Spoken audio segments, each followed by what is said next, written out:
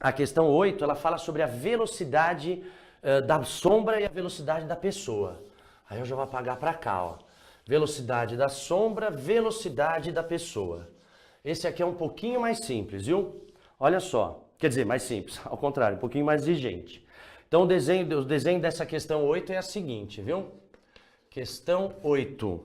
Ele tem aqui uma fonte luminosa e uma pessoa. Aí ele tem aqui 2 raios de luz e essa pessoa, quando navega aqui, ela tem a sombra dela também varia de distância e também varia de local. Aqui ele diz que é um ângulo alfa igual a 60 graus. Aqui tem um ângulo beta que é igual inclusive a 30 graus. E aí ele quer saber a relação entre a velocidade da sombra. Eu vou ler para vocês. A figura a seguir representa um homem de altura h que vai do ponto A ao ponto B em movimento retilíneo. Durante o mesmo intervalo de tempo, a sombra da sua cabeça, projetada na sua horizontal, vai do ponto B ao ponto C.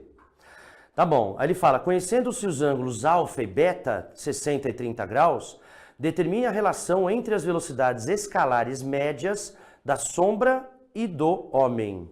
E ele fala uma coisa aqui que é decisiva, né, pra gente. Qual é a coisa que ele fala que é decisiva?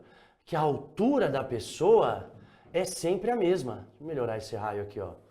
A altura da pessoa é sempre a mesma. Ou seja, o que eu quero que você acabe prestando atenção?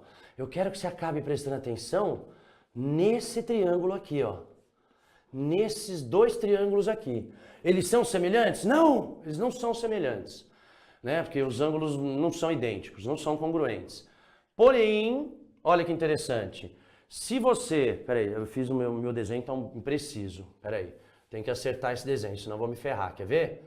Porque ele fala que aqui, ó, a pessoa está aqui, agora sim. Então, o que você vai perceber? Você vai perceber que esses 2 triângulos aqui, eles não são semelhantes, porém, esses 2 triângulos têm o mesmo cateto oposto. Né? E se você reparar a base de cada um deles, por isso que eu tive que acertar o desenho, a base de cada um deles corresponde ao deslocamento. Esse aqui corresponde ao deslocamento da pessoa e esse deslocamento aqui corresponde ao deslocamento da sombra.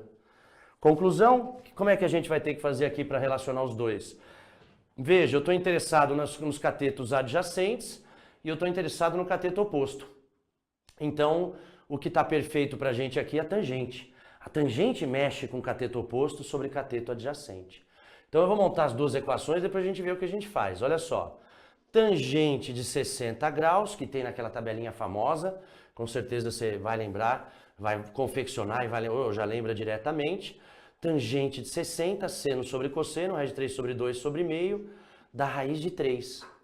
E isso vai ser igual à altura da pessoa, que é h, dividido pelo cateto adjacente, que é o deslocamento da pessoa. A mesma ferramenta eu vou aplicar no outro triângulo. E aí vai ficar tangente de 30, que é igual. Tangente de 30 é raiz de 3 sobre 3. Porque é meio dividido por raiz de 3 sobre 2. Então vai dar 1 sobre raiz de 3. Racionalizando raiz de 3 sobre 3. Isso vai dar h dividido pelo deslocamento da sombra. Agora veja, nós temos aí duas equações que têm o que a gente quer. O que a gente pode fazer agora é trocar de lugar. Você pode dizer que ΔSP é h sobre raiz de 3, ou dividir uma pela outra também. E aqui a gente pode dizer que o ΔS da sombra é h dividido por raiz de 3 sobre 3. Consequência, deixa eu ver agora o que ele quer. Se ele quer a pessoa em relação à sombra, a sombra em relação à pessoa. Ele quer saber a sombra em relação à pessoa, é isso? VS da sombra em relação ao VH do homem. Então eu vou dividir esse por esse, quer ver? Ó? Porque a relação entre os deslocamentos vai ser a relação entre as velocidades, necessariamente. Porque os tempos são os mesmos, né? Então vai lá, vou dividir esse por esse. Inclusive, eu já vou fazer o seguinte. Esse 3 vai subir, vai ficar 3h sobre raiz de 3. Dividido pela pessoa, só que dividir inverte, né, embaixo. Então fica a raiz de 3 para cima, h para baixo. Deixa eu ver se eu fiz tudo certo. Subiu 3, conservei. Aqui eu troquei porque é divisão de frações. Perfeito. E aí você vai descobrir que a sombra da pessoa é 3 vezes maior do que a sombra, do que o próprio movimento da pessoa. E aí você marca a alternativa B. Legal? Então aqui nós temos a resolução também da questão 8.